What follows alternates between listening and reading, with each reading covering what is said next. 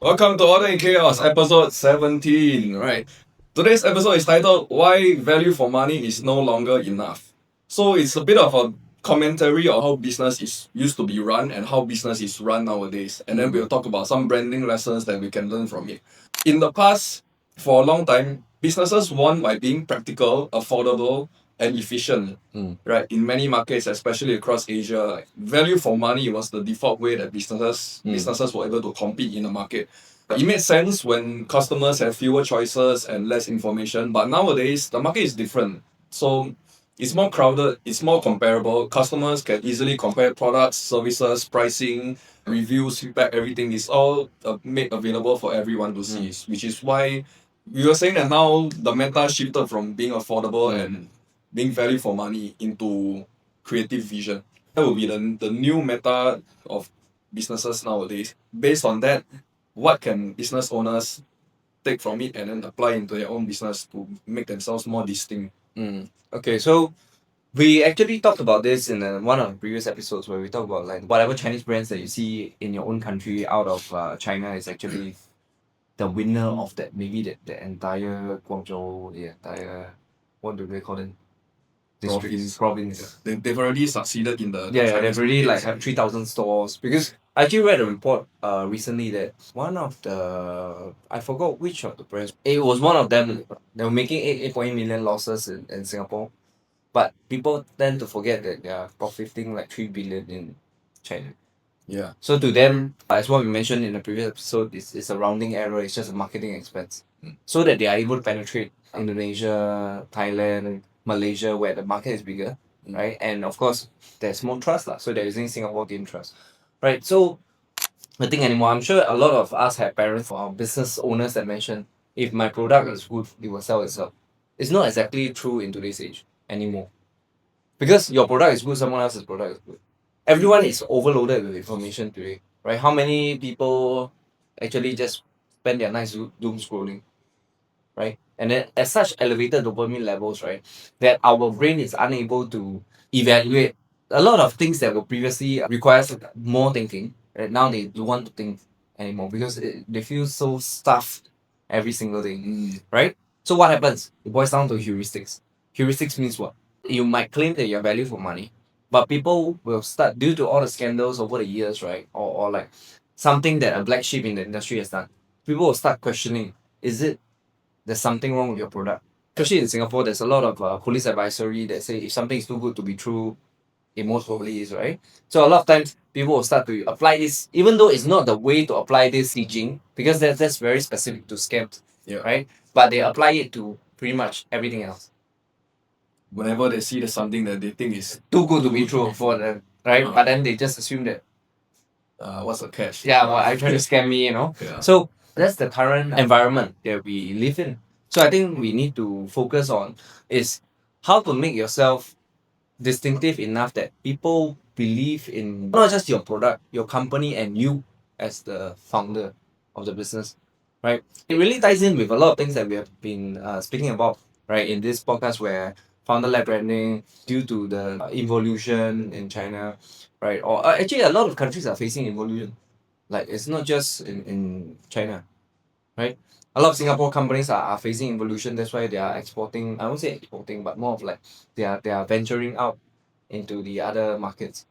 Like Bread Dog in Singapore. In Singapore, for us, it's like the common person's bakery, right? It's an accessible bakery that is for mass market. But when we go to Myanmar, it's actually a luxury brand.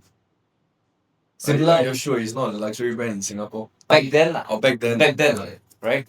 Back then it was for the common folks, but then now it's when we went Myanmar, it's considered like if you're rich then you can eat, because it's Bread Dog Cafe.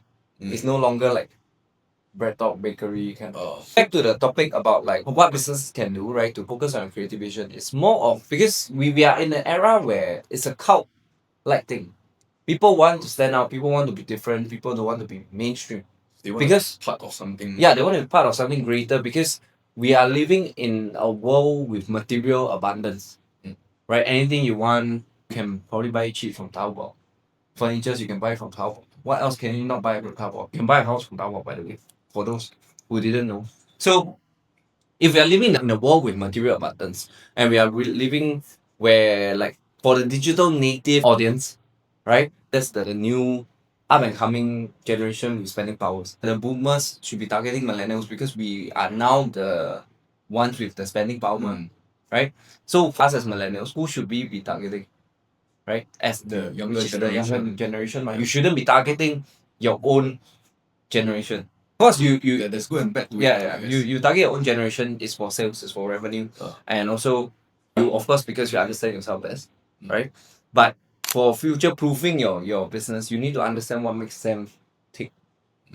We see it in the workforce, we see it in the consumer behavior, right? This is my own personal experience. Workforce meaning that the new generation, or Singaporeans are less hungry. I see it in Thailand as well. Many people, they were like, if you were to be a little bit more strict with them, they tend to just resign the next day. Can have attrition as fast as like 1 month, and then it's just leave, right? So that being said, meaning that as long as they feel that you are not aligned to them, right, then they will just choose what makes them Explore other options. explore other options, especially when their parents laid the groundwork. For those who are not as lucky, right, of course, then you have to be the one that laying the groundwork. But of course, every parent wants their child to be comfortable, right? But back to what makes them tick, sense of belonging. It's back to your Maslow hierarchy of needs. When your physiological wants are satisfied, next one is your Security. Safety and security. after that, that's already secured. Then is your self-actualization.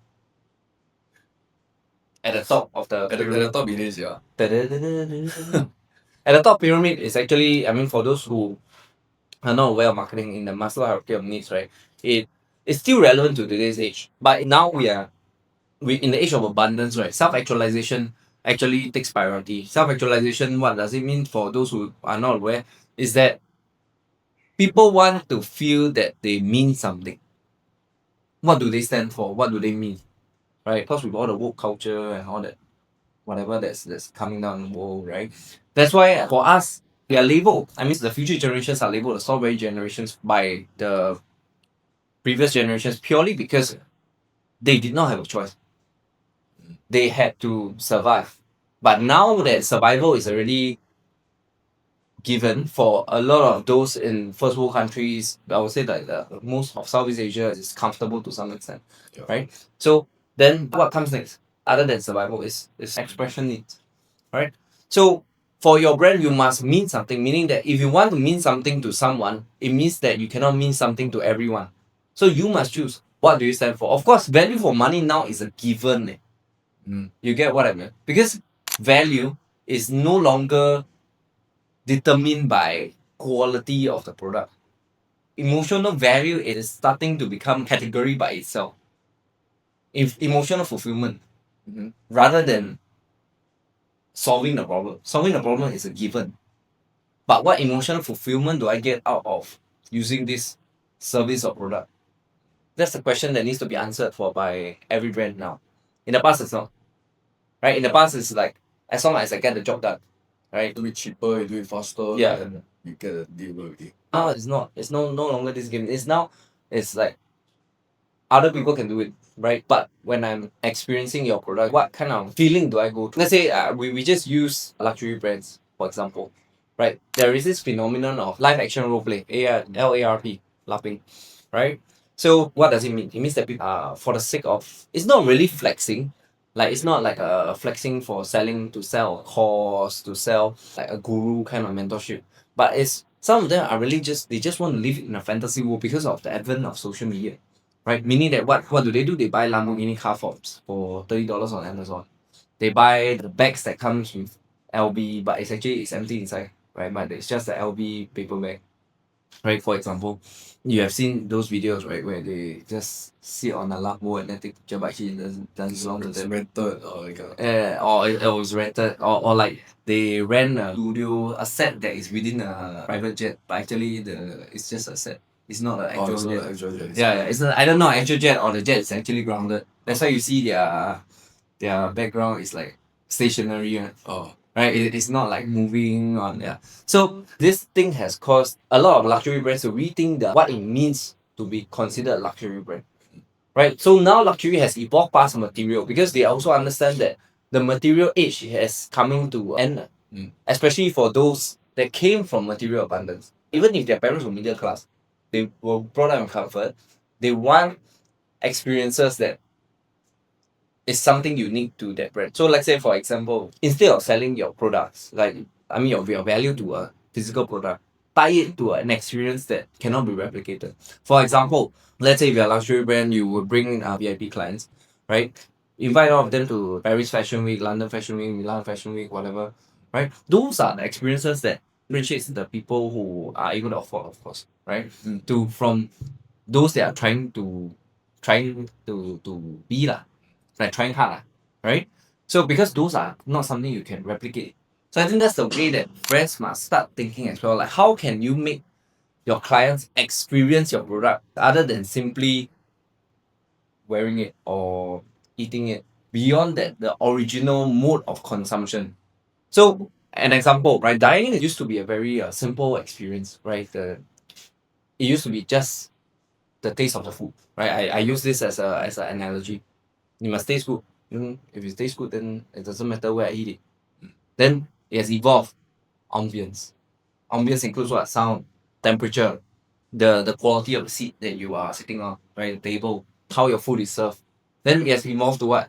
There's this concept of open kitchen where you are able to see how the chef makes your food, right? And then you will anticipate. More involved. More involved. And another layer of involvement to be experienced. Right? Yeah. Then all the other how restaurants have been trying to do it, chef's table, omakase, you see the food actually being made, right?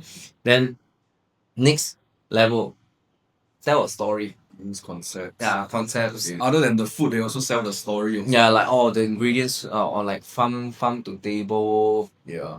Province it was from. Who has the wine from wine pairing. So if you understand the needs of the consumer, right, it's not like a this or that. It's no longer this or that because when we talk about 性价比, right, we talk about the value for money, right? Value for money used to be this or that. If I give you value for money, I always think like I need to cut back on something, right? I get the job done, which means that I need to cut back on services. I need to cut back on delivery. I need to take a longer time, for example, right? But now it's not just this or that. I cannot just choose to cut back on like customer service. I need to have all of it because that's how the world has evolved. If you are not able to do it, your competitor will do it. Right? Yeah, and I think we have evolved past that, and because consumers nowadays are more aware, so they are more knowledgeable. They like a brand is just a brand. Like it's not indicative of the quality. I mean, like if we want to talk about quality, how do you define that quality of the product? Yeah, like if you're selling a product nowadays, it's not about selling the product itself anymore. It's about the whole experience of what the customer feels when they use your product, and it's different layers on top of that. The mode is no longer sourcing of the product itself or like sourcing of the material itself. The mode, the defensive mode is that cannot be replicated is you and the brand, right? And this is something our parents already understood, right? It's having the LB logo means that associated with associated with certain, brand. But because counterfeiting. Yeah, so I think we have sort of elaborated the reason why value for money is not enough anymore. It's not that it's not the meta, but it's that now it's the given. In the past, that was that made businesses stand out. Now it doesn't work. Yeah, now it's just a given. You are supposed to be that good. If you're not that good, then at the bare minimum. Yeah, now it's the bare minimum. Yeah. So it's not that the meta has changed. It's just that the bar has been raised, right? And with exhausted business owners that are just trying to keep up with the times, tough. It's a tough time for everyone. So the game has changed, but there always be a demand for something. It's just a changing demands, you say. Increasing demands, not changing. Increasing demands is a different way to see it. Previously, it was like I won't say bare minimum, because what we consider bare minimum as the digital native population, right, could be something that is like PhD level for boomer generation, right? So I think for a lot of businesses is, if you are unable to beat them, you have to join them. Simple as that. Which means that either learn how to do it, or you find someone who is good at it. There's only two ways, right? Yeah, we've come to the end of episode 17 on why value for money isn't enough in today's business environment anymore. Yes. So if you like what you hear, let us know. Remember to like, comment, share, subscribe. Yeah, and we'll see you in the next one. Goodbye.